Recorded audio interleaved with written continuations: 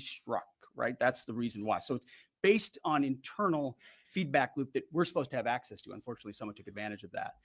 But whatever is supposed to be made public will be, but whatever has to stay sensitive. Sir, can I jump in? You know, one of the things that I'm trying to do through this journey that we're on together, of course, transparency, but also the requirement to really protect these capabilities.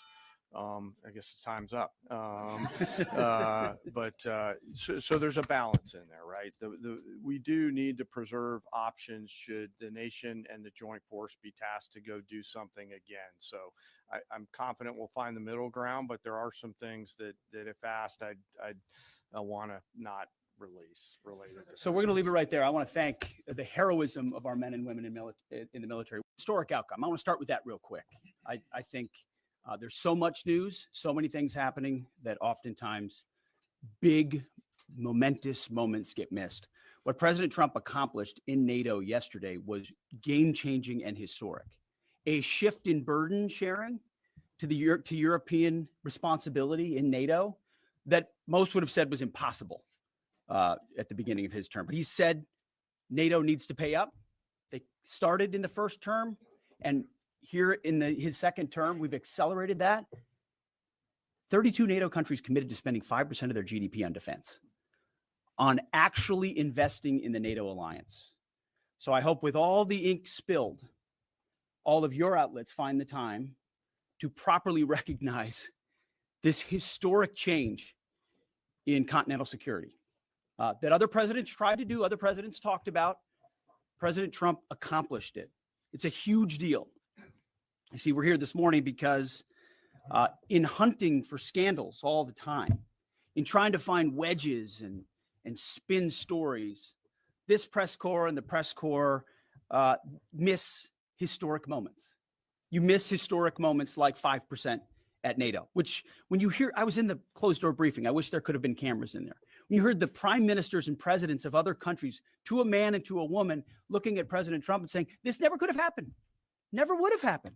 It seemed impossible 5 years ago, 2 years ago, 8 years ago. But here we are because of your leadership. If you ask them the question, I bet they'd say the same thing. But searching for scandals, you miss historic moments like recruiting at the Pentagon. Historic levels in the Army, the Air Force, and the Navy. Yeah, maybe there'll be a little mention here or there, but because it was under President Trump's leadership, because Americans are responding to him as commander-in-chief, the press corps doesn't want to write about it. Or bring us to the topic of the moment, the highly successful strikes in Iran. Let me read the bottom line here. President Trump directed the most complex and secretive military operation in history, and it was a resounding success, resulting in a ceasefire agreement and the end of the 12-day war. There's been a lot of discussion about what happened and what didn't happen. Step back for a second. Because of decisive military action, President Trump created the conditions to end the war, decimating, choose your word, obliterating, destroying Iran's nuclear capabilities. I want to read some of the assessments that have been provided, because whether it's fake news, CNN, MSNBC, or the New York Times, there's been fawning coverage of a preliminary assessment. I've had a chance to read it. Every outlet has breathlessly reported on a preliminary assessment from DIA. I'm looking at it right now. Again, it was preliminary, a day and a half after the actual strike, when it admits itself in writing that it requires weeks to accumulate the necessary data to make such an assessment. It's preliminary. It points out that it's not been coordinated with the intelligence community at all. There's low confidence in this particular report.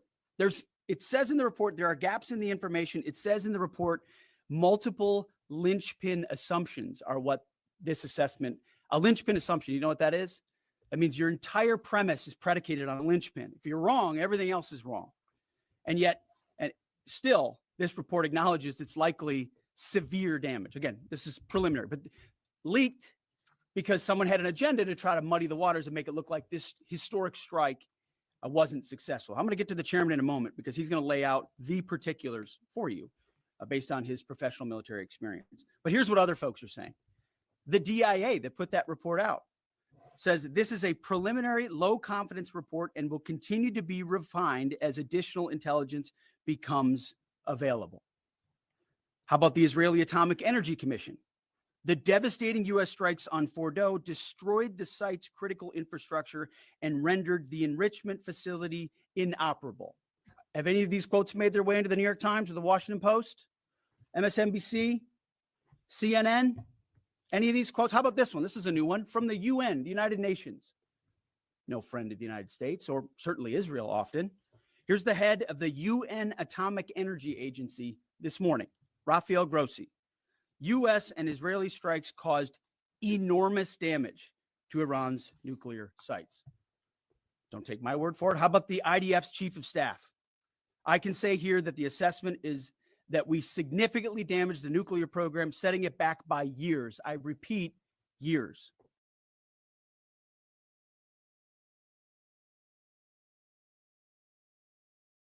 Demonstrations have been badly damaged. That's protection of Castrol Magnatech. It clings.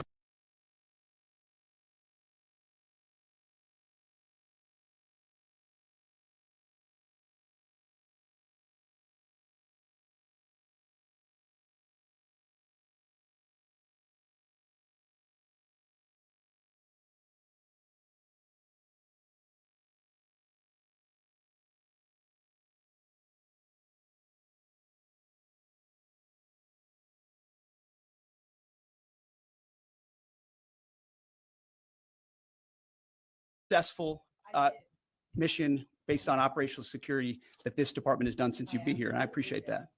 So Absolutely. we're looking at all aspects of intelligence and making sure we have a sense of what was where. Why not acknowledge the female pilots that also participated in this mission?